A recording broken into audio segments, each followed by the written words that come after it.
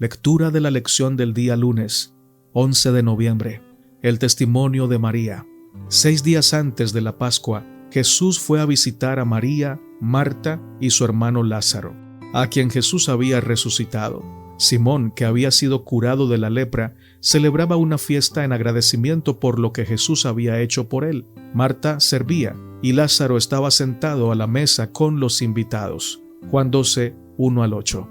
¿Qué significado tenían aquí las acciones de María? ¿En qué sentido daban testimonio de quién era Jesús? Juan 12, 1 al 3 nos dice: 6 días antes de la Pascua, vino Jesús a Betania, donde estaba Lázaro, el que había estado muerto y a quien había resucitado de los muertos. Y le hicieron allí una cena. Marta servía, y Lázaro era uno de los que estaban sentados a la mesa con él. Entonces María tomó una libra de perfume de nardo puro de mucho precio, y ungió los pies de Jesús, y los ungió con sus cabellos, y la casa se llenó del olor del perfume. El perfume era muy caro. Su valor equivalía aproximadamente al salario anual de un trabajador común.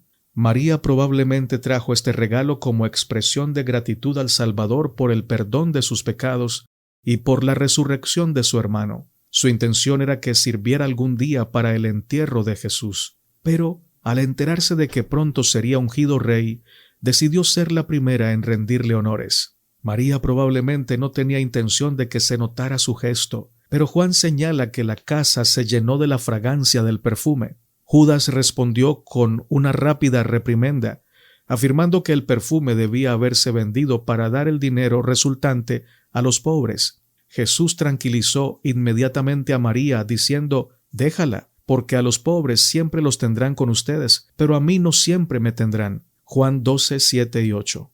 Un tema recurrente en el Evangelio de Juan es que Jesús conoce el interior de las personas. En este caso, en la fiesta de Simón, Jesús sabe lo que hay en el corazón de Judas. En tal sentido, Juan deja en claro quién era Judas, un ladrón egoísta. Juan 12:6. El don fragante que María había pensado prodigar al cuerpo del Salvador lo derramó sobre él en vida. En el entierro, su dulzura solo hubiese llenado la tumba, pero ahora llenó su corazón con la seguridad de su fe y su amor. José de Arimatea y Nicodemo no ofrecieron su don de amor a Jesús durante su vida. Con lágrimas amargas trajeron sus costosas especias para su cuerpo rígido e inconsciente. Las mujeres que llevaron sustancias aromáticas a la tumba hallaron que su diligencia era vana, porque él había resucitado.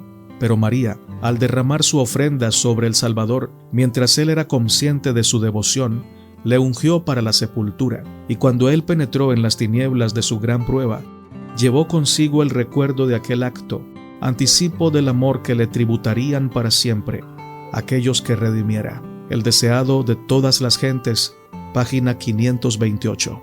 Jesús sabía lo que había en el corazón de María y en el de Judas. También sabe lo que hay en nuestro corazón. ¿Qué debería decirnos esto acerca de nuestra necesidad de Cristo como nuestra justicia, tanto imputada como transformadora? Comentario de Elena G. de White, para el día lunes. Fui transportada al tiempo cuando Jesús comió la cena de Pascua con sus discípulos. Satanás había engañado a Judas y le había inducido a considerarse como uno de los verdaderos discípulos de Cristo, pero su corazón había sido siempre carnal. Había visto las potentes obras de Jesús, había estado con él durante todo su ministerio, y se había rendido a la suprema evidencia de que era el Mesías, pero Judas era mezquino y codicioso. Amaba el dinero. Lamentóse con ira de lo mucho que había costado el ungüento que María derramó sobre Jesús. María amaba a su Señor.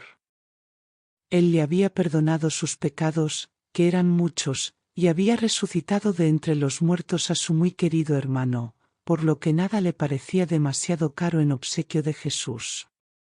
Cuanto más precioso fuese el ungüento, mejor podría ella manifestar su agradecimiento a su Salvador, dedicándoselo. Aquel acto de generosidad de parte de María fue un acerbo reproche contra la disposición avarienta de Judas. Estaba preparado el camino para que la tentación de Satanás hallara fácil acceso al corazón de Judas. Primeros Escritos, página 165.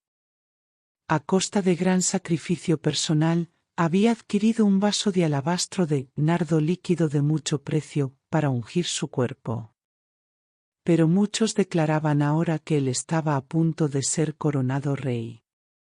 Su pena se convirtió en gozo y ansiaba ser la primera en honrar a su Señor.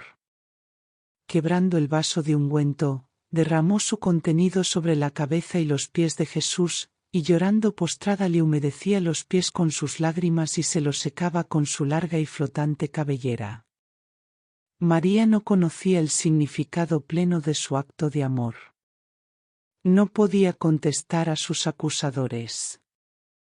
No podía explicar por qué había escogido esa ocasión para ungir a Jesús. El Espíritu Santo había pensado en lugar suyo, y ella había obedecido sus impulsos. La inspiración no se humilla a dar explicaciones. Una asistencia invisible habla a la mente y al alma, y mueve el corazón a la acción. Es su propia justificación. Cristo le dijo a María el significado de su acción, y con ello le dio más de lo que había recibido. Porque echando este ungüento sobre mi cuerpo, dijo él, para sepultarme lo ha hecho. De la manera en que el alabastro fue quebrado y se llenó la casa entera con su fragancia, así Cristo había de morir, su cuerpo había de ser quebrantado, pero él había de resucitar de la tumba y la fragancia de su vida llenaría la tierra. Cristo nos amó, y se entregó a sí mismo por nosotros, ofrenda y sacrificio a Dios en olor suave. Efesios 5:2. El deseado de todas las gentes, página 513 a la 515. Dios siempre conoce mucho mejor que nosotros lo que es necesario para el bien de sus hijos, y nos conduce como nosotros elegiríamos ser guiados si pudiéramos discernir nuestros propios corazones y ver nuestras necesidades y peligros tal como Dios las ve. Si confiamos en Él y le encomendamos nuestros caminos, Él dirigirá nuestros pasos por la senda que nos conduzca a la victoria sobre toda pasión pecaminosa, sobre todo rasgo de carácter que no es semejante al carácter de nuestro modelo divino. Nuestra elevada vocación, página 318.